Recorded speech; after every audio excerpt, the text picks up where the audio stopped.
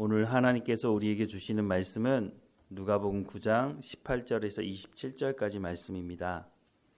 9장 18절에서 27절까지 말씀 우리 함께 읽겠습니다. 예수께서 따로 기도하실 때에 제자들이 주와 함께 있더니 물어 이르시되 무리가 나를 누구라고 하느냐? 대답하여 이르되 세례 요한이라 하고 더러는 엘리야라 더러는 옛 선지자 중에 한 사람이 살아났다 하나이다. 예수께서 이르시되 너희는 나를 누구라 하느냐? 베드로가 대답하여 이르되 하나님의 그리스도시니이다. 경고하사 이 말을 아무에게도 이르지 말라 명하시고 이르시되 인자가 많은 고난을 받고 장로들과 대제사장들과 서기관들에게 버림받아 죽임을 당하고 제3일에 살아나야 하리라 하시고 또 무리에게 이르시되 아무든지 나를 따라오려거든 자기를 부인하고 날마다 제 십자가를 지고 나를 따를 것이니라. 누구든지 제 목숨을 구원하고자 하면 잃을 것이요 누구든지 나를 위하여 제 목숨을 잃으면 구원하리라. 사람이 만일 온 천하를 얻고도 자기를 잃든지 빼앗기든지 하면 무엇이 유익하리요? 누구든지 나와 내 말을 부끄러워하면 인자도 자기와 아버지와 거룩한 천사들의 영광으로 올 때에 그 사람을 부끄러워하리라. 내가 참으로 너희에게 이르노니 여기 서 있는 사람 중에 죽기 전에 하나님의 나라를 볼 자들도 있느니라. 아멘. 예수님께서 제자들에게 사람들이 나를 누구라고 하느냐라고 묻고 계십니다.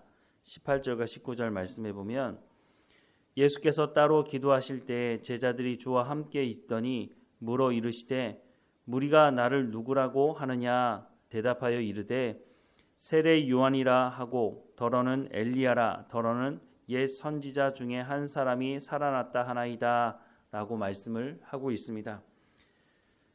이미 귀신 들린 사람들로부터 귀신이 떠나갈 때 하나님의 아들이라고 선포하는 말씀이 한두 번 있었던 것이 아닙니다. 여러 차례 예수님이 누구이신지를 귀신 들린 사람들을 통해서 선포했던 것을 제자들도 또 사람들도 많이 들었을 것입니다. 그런데 사람들은 예수님이 바로 하나님의 아들이라고 말하지 않고 뭐라고 얘기하고 있느냐면 세례 요한이 또한 엘리야가 옛 선지자 중에 한 사람이 살아났다라고 하는 말을 했다는 겁니다. 왜냐하면 예수님의 모습 속에서 이런 모습이 보여진 부분이 있기 때문입니다. 세례 요한은 당시 권력을 가지고 있던 헤롯을 향해서도 담대하게 하나님 말씀을 선포했던 사람이었습니다. 이와 같이 예수님도 권력자나 주권자들의 눈치를 보면서 하나님 말씀을 잘 전하지 못하신 분이 아니셨습니다. 담대하게 하나님 말씀을 전하시는 것을 보면서 세례 요한과 같은 세례 요한이 다시 살아난 것이 아닌가라고 하는 생각을 하는 사람이 있었다는 거죠. 또 예수님께서 가시는 곳마다 많은 병자들, 귀신 들린 사람들을 고치시는 것을 보면서 이것은 엘리야와 같은 능력이 있는 분이 아니냐, 그러니 엘리야가 다시 살아난 것이 아니냐라고 말하는 사람도 있었다는 거죠. 또 어떤 사람들은 옛 선지자 중에 한 사람이 살아났다라고 말하기도 했습니다. 다른 성경 말씀에 보면 예레미야가 살아났다라고 말을 하기도 합니다. 그것은 예수님께서 하나님의 말씀을 전하시는 분이셨기 때문에 하나님의 말씀을 담대하게 선포했던 예수님의 모습을 보면서 옛 선지자의 모습이 보였기 때문에 그렇게 말한 것으로 보여집니다. 포로 귀환 이후에 이스라엘 백성들 안에는 메시아에 대한 마음을 더 굳건하게 가지게 됐습니다. 왜냐하면 나라가 망했을 뿐만 아니라 다시 돌아왔지만 나라다운 나라를 회복할 수가 없는 상황이었기 때문에 무엇보다 하나님께서 구약 말씀을 통해서 메시아를 보내실 것을 약속하고 있으니 그러면 하나님 우리 가운데 이 나라를 회복할 메시아를 보내달라고 하는 그런 간절한 마음이 이스라엘 백성들 안에 있었다고 하는 것을 알 수가 있습니다. 바로 이런 마음을 가지고 있는 이런 사람들이 예수님을 만나게 되자 예수님이 우리를 노마로부터 독립시켜줄 그런 메시아가 분명히 맞겠구나라고 하는 생각을 가지고 예수님께 접근을 했다는 겁니다. 중요한 것은 이 사람들이 말은 듣고 있지만 그 마음속에 자신들이 가지고 있는 메시아에 대한 어떤 틀, 그것을 바꾸지는 않았다는 것입니다. 자신들의 생각 안에 예수님을 집어넣으려고 했다는 거죠. 오병이어 같은 일을 경험하고 나서 이 사람들이 무슨 생각을 했습니까? 저분을 왕 삼아야겠다. 그러면 먹는 문제도 해결되고 질병도 해결되고 무엇보다 저런 능력이 있다면 노마를 쫓아내고 우리가 독립국가를 가질 수 있겠구나. 다윗 시대 같은 그런 영화를 누릴 수 있겠구나라고 하는 생각을 가지고 예수님의 말씀을 듣고 예수님을 쫓아다녔다는 것입니다. 그러니 예수님께서 전하시는 그 말씀이 그 사람들 안에 들어갈 수 있었겠습니까? 제자들조차도 예수님의 말씀을 제대로 듣지 않았다는 것을 성경은 말씀해 주고 있는 것입니다. 바로 이런 상황에서 예수님께서 제자들에게 묻는 겁니다. 20절 말씀에 보면 예수께서 이르시되 너희는 나를 누구라 하느냐? 베드로가 대답하여 이르되 하나님의 그리스도시니이다 라고 고백을 하고 있습니다.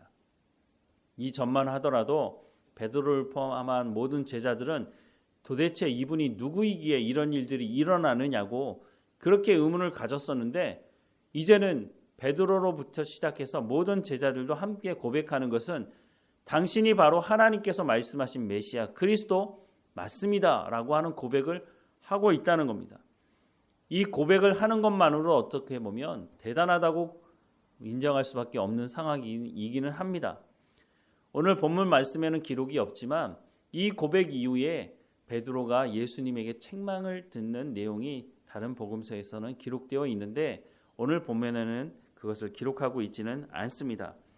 바로 이 신앙의 고백이 있고 난 이후에 예수님께서 무엇을 말씀하시냐면 22절 말씀에 이르시되 인자가 많은 고난을 받고 장로들과 대제사장들과 서기관들에게 버림받아 죽임을 당하고 제3일에 살아나야 하리라 라고 말씀을 하고 있습니다. 이전에는 말씀하지 않으셨던 말씀을 처음으로 꺼내신 것입니다. 예수님이 이 땅에 오신 목적이 무엇인지를 분명하게 밝히고 있는 것입니다. 그런데 왜 이때가 되어서야 이 말씀을 하셨을까요? 중요한 것은 그 앞에 신앙 고백이 있었기 때문에 이 말씀을 해주시고 있는 겁니다. 즉 예수 그리스도가 누구이신지를 분명하게 신앙의 고백을 통해서 나오지 않으면 예수님께서 이전에 말씀을 하셨을 때도 잘 듣지 않았지만 예수님의 죽음과 부활에 대해서 말씀을 해주어도 깨닫지 못하기 때문에 예수님께서 이제 예수님이 누구이신지를 고백하고 있는 제자들에게 예수님께서 이 땅에 오신 목적이 무엇인지 하나님의 뜻을 이루는 것이 무엇인지를 말씀해 주시고 있는 것입니다. 그리고 예수님은 이 말씀을 덧붙이십니다. 23절과 24절에 또 무리에게 이르시되 아무든지 나를 따라오려거든 자기를 부인하고 날마다 제 십자가를 지고 나를 따를 것이니라. 누구든지 제 목숨을 구원하고자 하면 잃을 것이요 누구든지 나를 위하여 제 목숨을 잃으면 구원하리라 라고 말씀을 하고 있습니다. 신앙 고백은 입으로만 하는 것이 아닙니다. 우리가 예배 드릴 때마다 사도신경의 신앙 고백을 합니다. 때로는 너무 많이 반복하다 보니까 그냥 습관적으로 입에서 나오는 경우도 있는 것을 봅니다. 하지만 그 신앙의 고백은 그냥 하는 고백이 아닙니다. 베드로가 주는 그리스도시라고 고백하는 이 고백이 그냥 내뱉어지는 고백이 되어서는 안 된다고 하는 것입니다. 우리가 입으로 신앙의 고백을 하는 것 중요합니다.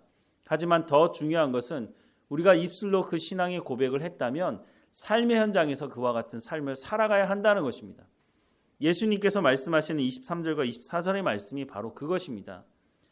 아무든지 나를 따라오려거든 자기를 부인하고 날마다 제 십자가를 지고 나를 따를 것이니라.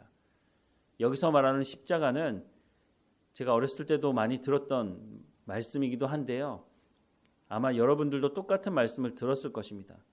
내가 짊어져야 되는 짐을 얘기하는 것이 아닌데 많은 사람들이 이것을 내가 짊어져야 되는 짐처럼 그렇게 말하지만 그것이 아니고 날마다 제 십자가를 지고 나를 따르라고 하는 말씀은 하나님의 말씀을 듣고 순종하라는 것입니다. 예수님께서 자신이 원하는 삶을 살아가는 것이 아니라 하나님의 뜻을 이루는 삶, 하나님의 말씀을 듣고 순종하는 삶을 살아갔던 것처럼 너희도 그와 같은 삶을 살라고 말씀하는 것이지 내가 짊어져야 될 가족이나 내가 짊어져야 될 어떤 짐을 얘기하는 것은 아니라고 하는 것입니다.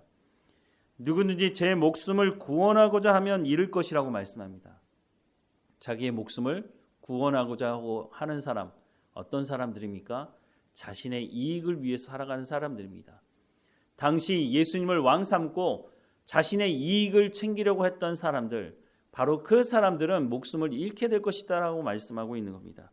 그렇게 해서는 생명을 살릴 수가 없죠. 누구든지 나를 위하여 제 목숨을 잃으면 구원하리라 라고 말씀합니다. 이 말씀은 앞에 십자가를 지고 가라는 말씀과 연결되어져 있습니다. 하나님의 말씀을 듣고 순종하는 사람은 생명을 살리는 삶으로 살아갈 수 있다는 것입니다. 즉 신앙의 고백은 예수님이 누구이신지 고백하는 신앙의 고백은 우리의 입으로 할 뿐만 아니라 우리의 삶의 현장에서 내 이익을 위해서 살아가는 삶이 아니라 하나님의 말씀을 듣고 순종하는 삶, 그것이 고난의 길이라 할지라도, 그것이 십자가의 길이라 할지라도 그 길을 예수님과 동행하며 하나님과 동행하며 성령님과 동행하며 살아가는 것, 그것을 통해서 우리의 신앙이 열매 맺게 된다고 말씀해 주고 있는 것입니다. 오늘 우리가 살아가는 삶도 똑같습니다. 우리도 예수님을 따르는 이유를 다시 한번 되돌아 봐야 할 것입니다.